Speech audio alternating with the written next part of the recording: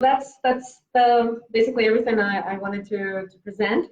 And again, the useful methods, the regular self-hygiene, the sharing from vulnerability, taking responsibility. And then one other tool that you can use as a couple is setting aside time together. So quality time, which means doing things that you enjoy together. Well, you know, going swimming, going to a movie, going to dinner, reading a book together, but watching a movie together. You know, things, quality that you consider nourishing and you can do together and enjoy. But to set aside regular time where you can do that, and especially in longer term relationships, it's like in the beginning, it's like, I can't get enough of this person, and then it's like, the dog needs to be walked, the kids need to do their homework, and we have to go tomorrow, I need that business meeting, proposal done, or whatever, quality time, and to recognize it as such. And then sacred time, which is in this hour, or in this whatever time you set aside. Less than an hour is a bit on the low side. So stick to an hour if you can. If more is great.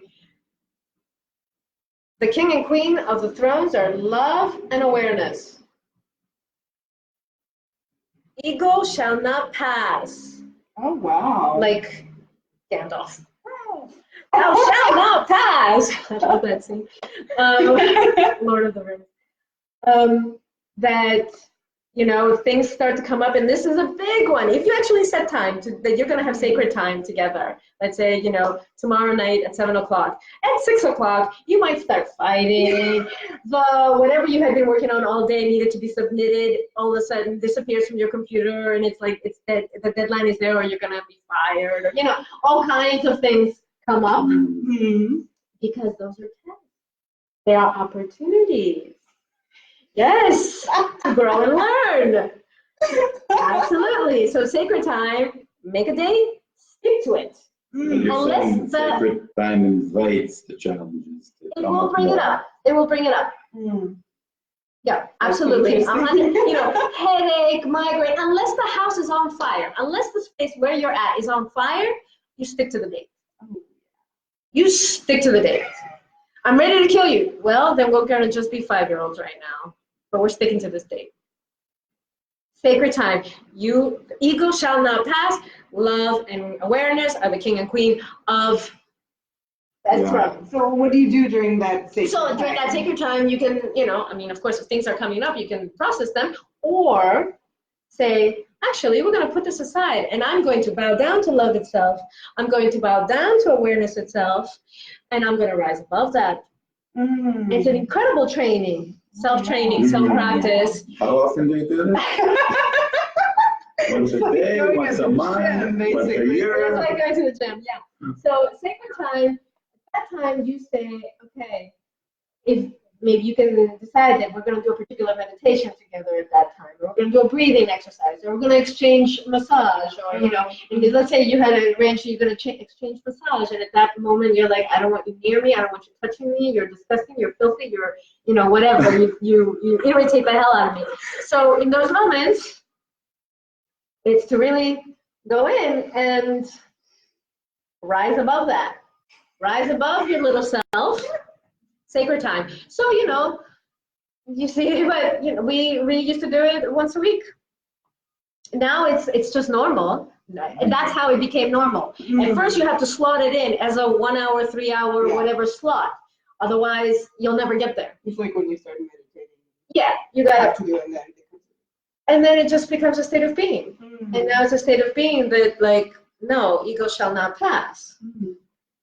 Yeah. It's an incredible evolutionary technique for your own evolution and for your relationship. So sacred time. So quality time is fun and needed for, you know, the human relating aspects of you, and sacred time. And then bubble time. So bubble time is when there are no other external influences.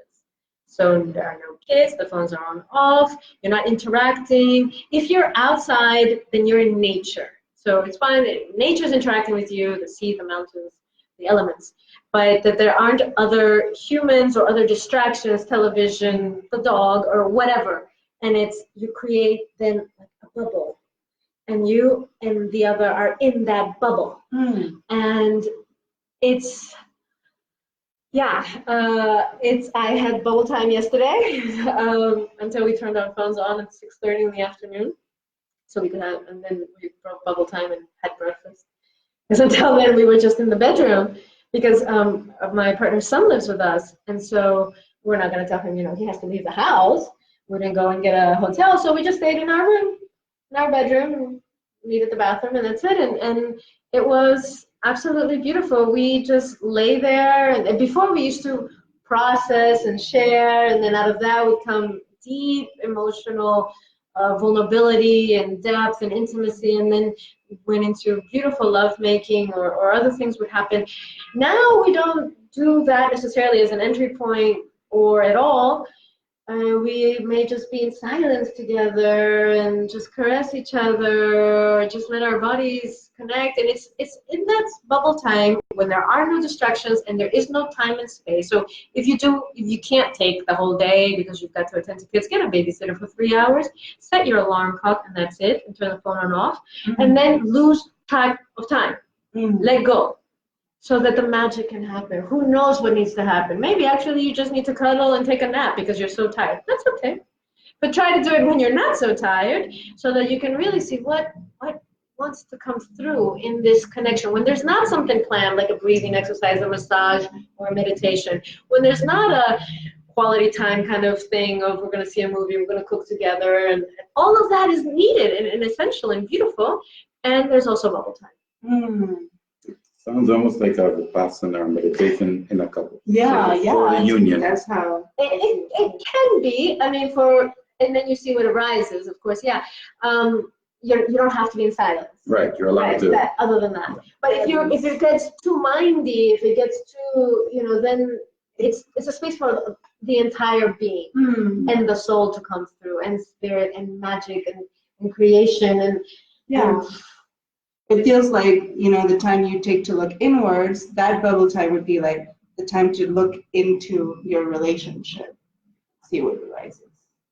Yeah, so that's one way of looking at it, look into the relationship, or the way I look at it is that the relationship then opens, and then you are surprised with what arises. Yeah. It's like I'm in receptive mode, he's in receptive mode of what's going to happen, and there's no plan. So yesterday, for example, we woke up around 9-something, and I think around 3-something, or I don't know, because I can tell from the light in the day, what happens to the sun, that we started to be sexual, and for the rest of that morning, that time, we were not, and it was so magical. There was a point where he was holding my shoulder, and he was like, wow, I can really feel your little girl. She's your little child. She's so innocent and playful. And the way he was speaking, I started crying, and I was like, oh my God. And I was like, and he was just spontaneous. Nothing like that has ever happened before. And it just arose in some moment. And, it can be sexual. It doesn't have to be sexual. But the point is that in that bubble, something arises, and let that be magic. Let that be the wonder of that moment. Relational improv. Yeah, okay, relational improv. Yeah, so basically what I want to say is it's important to work on yourself and as a third entity, the relationships. It's important to make time for that. And to know that there are these 3 types of time. I have a video on my YouTube channel about it, specifically about these times, that slot at least one of those in once a week. If you can't make that priority, question your priorities. Like, you're going to go food shopping if the refrigerator is to go empty. You're going to brush your teeth in the morning or at night, or at least once a day, probably. You're going to take a shower if you start stinking eventually, maybe, or you got muddy or whatever.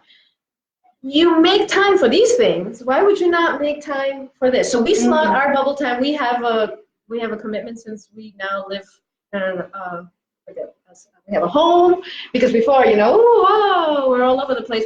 Now we have a home, and my partner's son is living with us, and he has also, it's the town where he has his business and he does his prawns, and so there's lots of things that are other things. And so we say once a week we have bubble time, and he sends a message to everybody. I'm not answering the phone today. We set things up with his son in advance that, like, okay, do you need anything or whatever? We're having our privacy day. That's how we call it to him. We're having our privacy day. We're going to be in our privacy. And that's it. And then we came down eventually, to eat because we're hungry. And it was just hello and going about our business. And that was such an amazing, restful place. Last night I got 4 hours of sleep. And this morning, I was just on fire with work and with creating and with the things that were coming through me. And I'm very sure it was because I had bubble time yesterday. That deep place of letting go and what comes. And it comes in the relationship, and it also comes for you as an individual. Yeah. Absolutely. Yeah. Okay, let's see some of the questions, because now we've been on for an hour and a half. This is like a second live, so we didn't have. Okay, I'll look it up on my computer here. And apparently on my profile, the audio is really bad. So yeah. So there was one question I remember about. There was the open relating. One about open relating. And there was one about practices for tantric sexuality in those. I don't know. That was one of the first. I didn't get that one. I got the one. Oh, it was here. Okay, I'm looking. No, it was on this one. Yeah. Okay. Yeah, because we're all like live. I'm going on my computer to see the previous live. Exactly. Okay. To look at the comments of the previous live. But there was a question that came in about when do you open the relationship. That we have heard that in couples, spiritual couples, or those who are in the spiritual path, they should have eventually go into open relating, and when is the good timing for that. So I want to address that. It's an important subject, dear to my heart, and I want to say that that's not true. It's not true that if you're on the spiritual path, you have to open your relationship. It's not true that if you're on the spiritual path, you need to go into open relating or there's something wrong. Not true. Absolutely not true. And you may choose to, from a place of freedom, from a place of I'm responsible, from a place of trust and safety. And so there is no right timing. You can say, just like a person's life, there are different times in your life where you want to be like a butterfly and date, and there might be other times where it's your higher alignment to be committed and to go deep into something with one person and to actually face what happens when I don't go anywhere else, or when I don't have any other options, or whatever else the open relating can bring. And then usually there comes some kind of balance. And it doesn't always have to be that there is a sexual connection with somebody else, but there is an openness. So, for example, it's too much. It's always too much to expect one person to fulfill everything, to have the key to support you, to open all the doors inside of you. Of course not.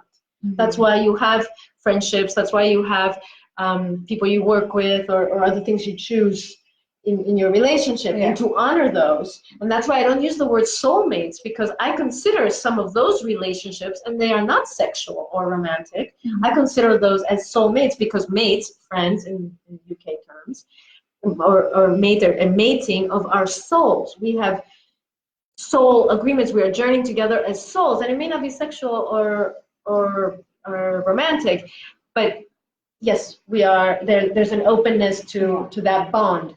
So, and then there may be times where actually something needs to be lived with this person, and from that place of vulnerability, of truth, and all the other ingredients that I've spoken about, coming to your partner and being honest about that, and seeing where that goes, and just that experience itself can be revolutionary. Forget that anything happens with anybody else. Like that itself to bring stuff up, right? That is already a big thing. Thought, the intention, the feeling. Yeah. Yeah, that's already a big thing. So I wanted to comment that you don't have to open your relationship, but if you choose to, you can do it consciously, you can do it honestly, and you can do it temporarily. It doesn't have to be for the rest of your life. There are phases, and which come naturally. And I think what I'm hearing the most is you do have to open your mind, like in that sense of that you'll be sharing your partner. Yeah, you'll be sharing their heart, you'll be sharing their soul. Very exposed. Yeah, because there is, once you begin to be on the path of this very intimate relating, that you want to relate intimately, then less one is very dissatisfying. so then that's what you search out, and that can bring up jealousy, even though there's nothing sexual about it. And in fact, something sexual might be much easier to stomach than having this deep soul connection with this other person, or whatever. It depends on the person. So I just wanted to put that out there. But was there another question somewhere? No, mostly. Well, I'm here if you don't find them. The next in the previous slide. I'm getting there. 3 comments. Yes. Okay. Yeah. Here we go. So, what physical, spiritual practices or disciplines need to be in place for a couple to engage in tantric sexuality? Ooh, that's a big one.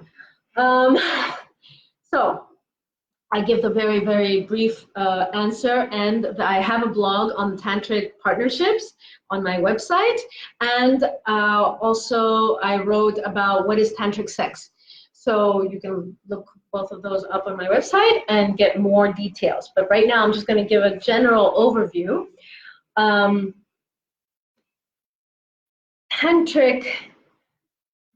Tantra is a path to awakening, and it's through union. So it is to face that which I consider external or not me, my shadows, my insecurities, my whatever, all these things that we've been talking about, and to bring them into union with yourself. When I can do that with a partner, it's even stronger and more difficult sometimes, most of the time. And so, let's be honest. And so, tantric sex then is used in order for me to go beyond my conditioning, to break through patterns, and to bring me into oneness with myself, with my partner, and with God.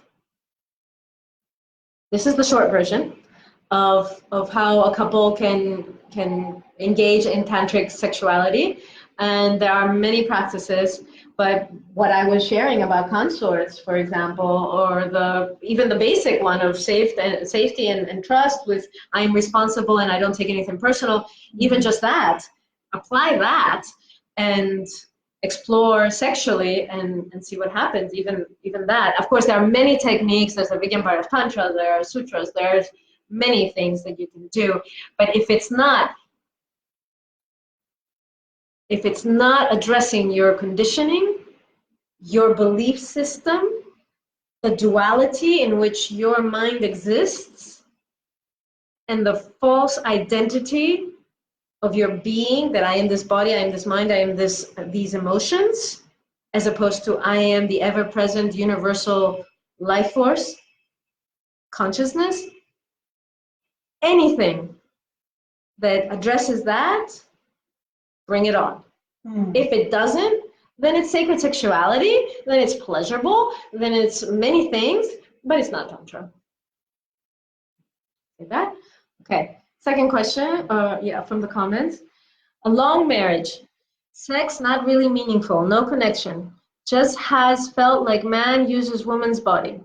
So now no sex for 2 years. Both have changed drastically, meditating, really self-aware, relationship really warm, loving and caring. But still no sex, because there is the fear from my side. What if it is still the same, meaningless? We might not know better. How to overcome that, right? So I'm going to give you back that same technique, which I said earlier.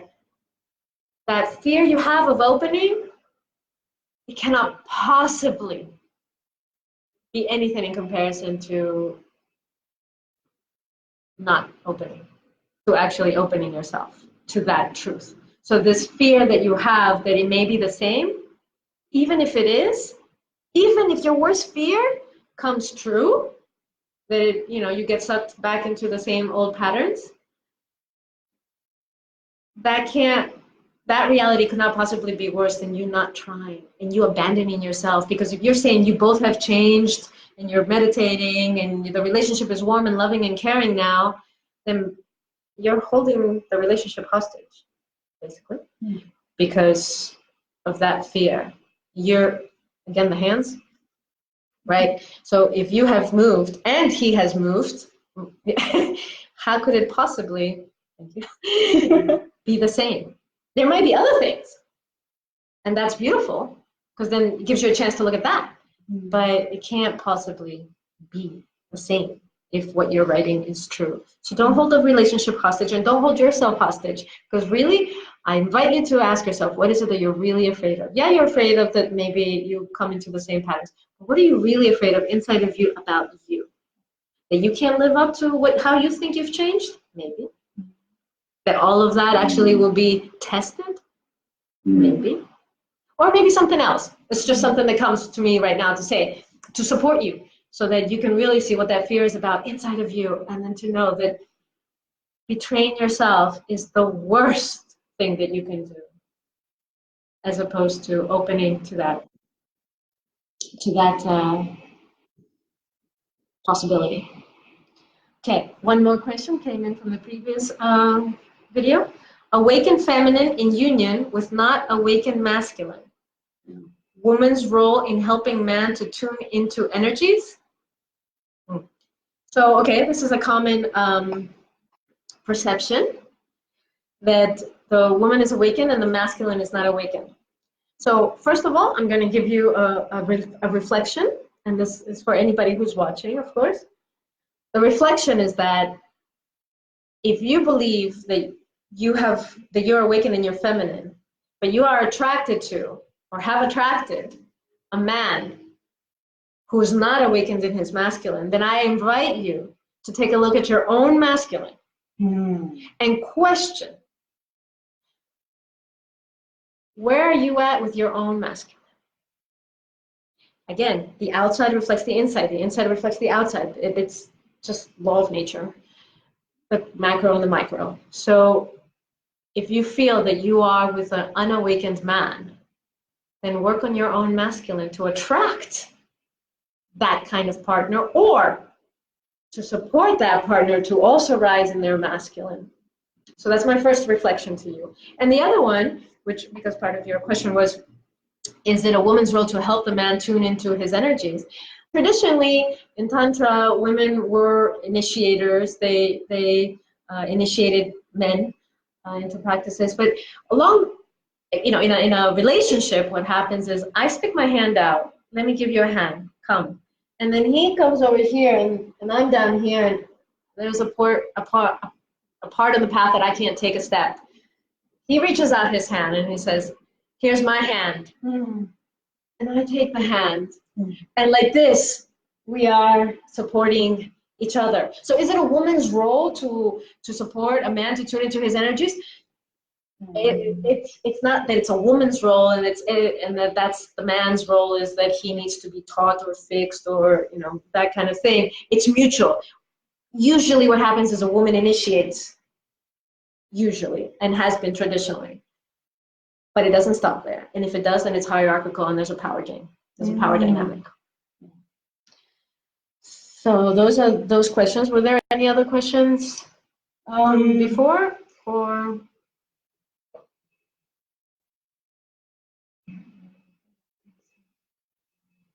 no. Okay. But I did have, well, you have a question about the masculine. Well, I think this can take us to that question actually about the masculine and the feminine.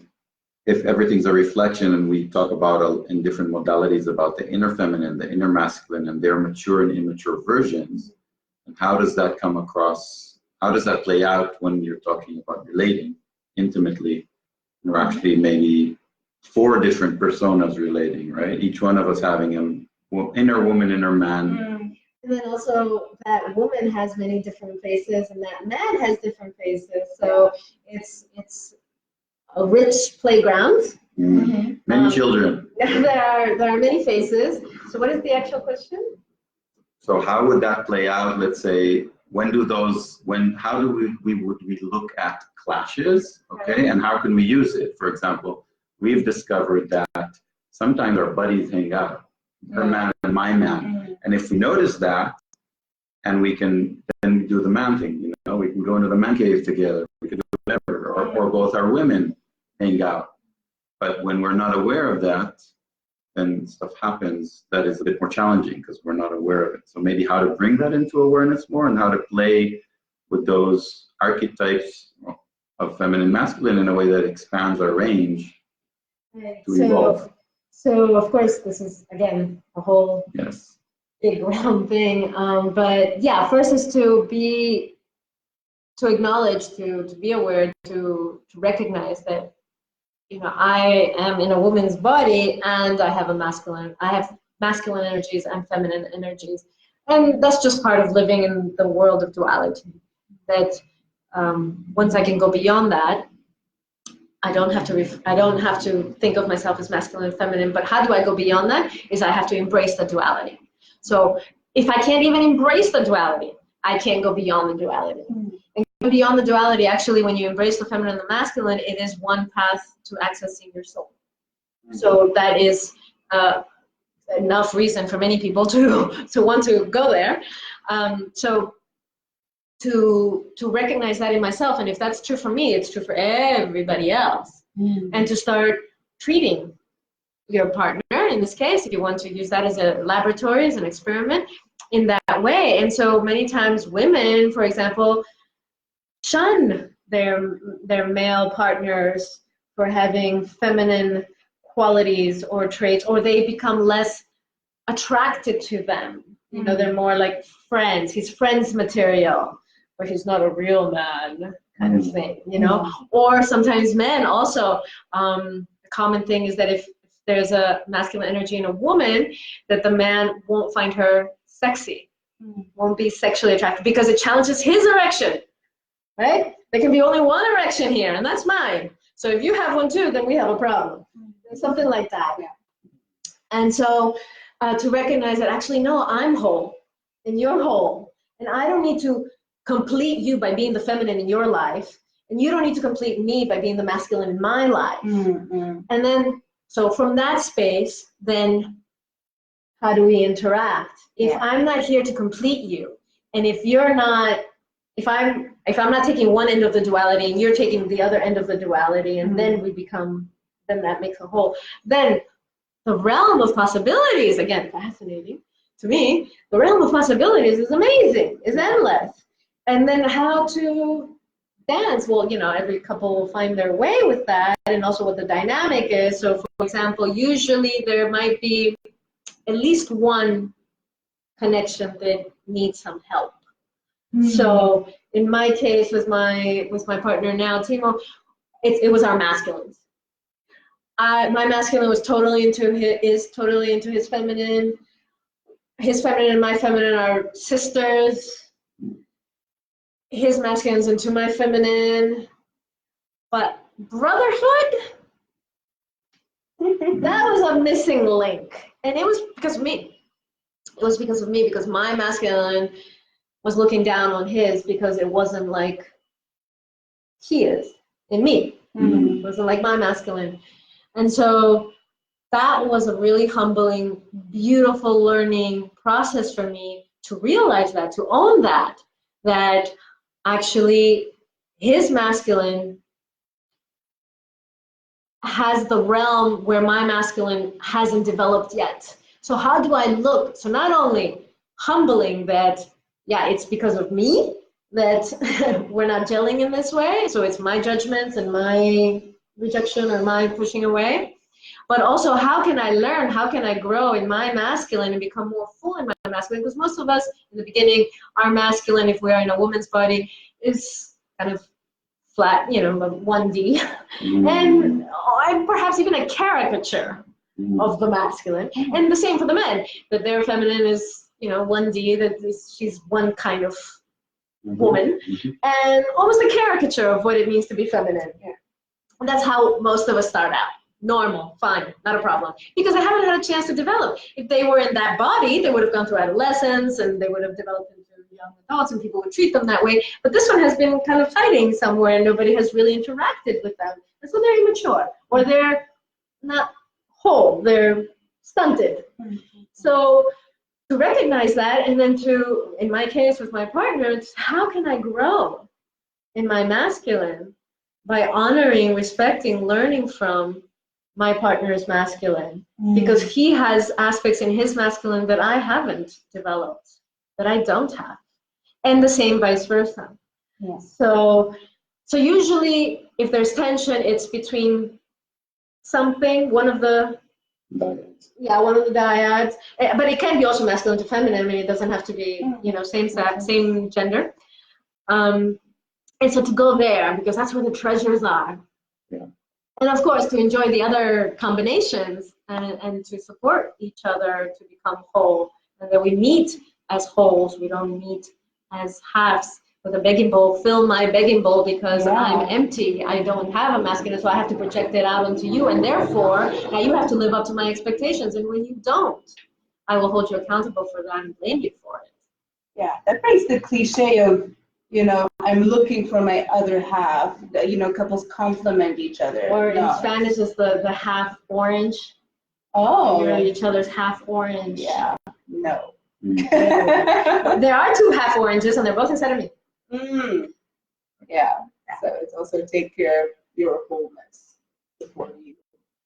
Well, I mean, it can be during. You don't have to be complete before you engage in a relationship, but to know that this is part of the process, to know this is part of the path, and it's part of the path to becoming an embodied soul. So that's part of the consort path, and it's a very beautiful path. Highly recommended. I'm on it. So can't recommend it enough.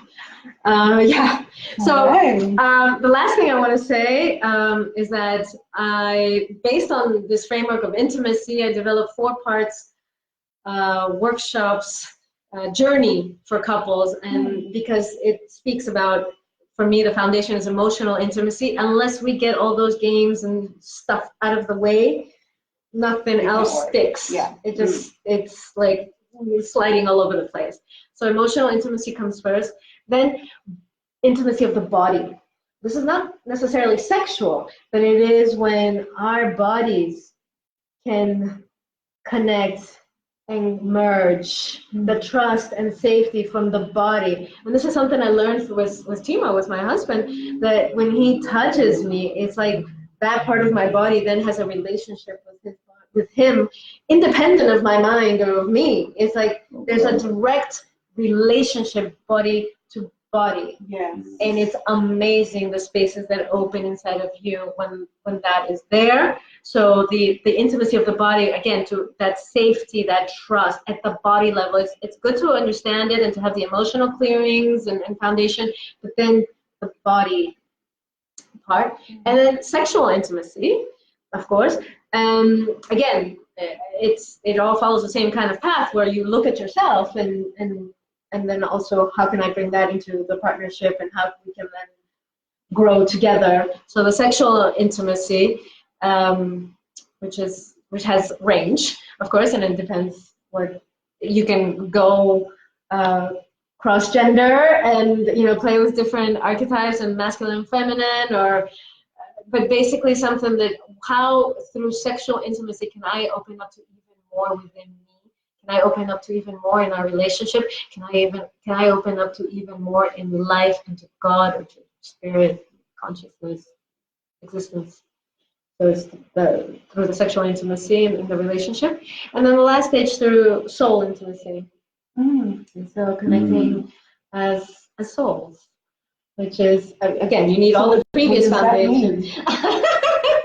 You do the first training. It's like, it leads up to it, of course. You can't jump into that. But yeah, then we are no more just bodies or emotions or these dualities or this illusion. And so the intimacy of connecting in that way, beyond that, all of that which I believe currently and might be attached to, that there is something beyond that, and that's the consort path. That's by the time you get to soul intimacy, you have reached consorts. That I am in service for your highest evolution as a soul, and you to mine, and therefore each one of us to our own. So soul intimacy.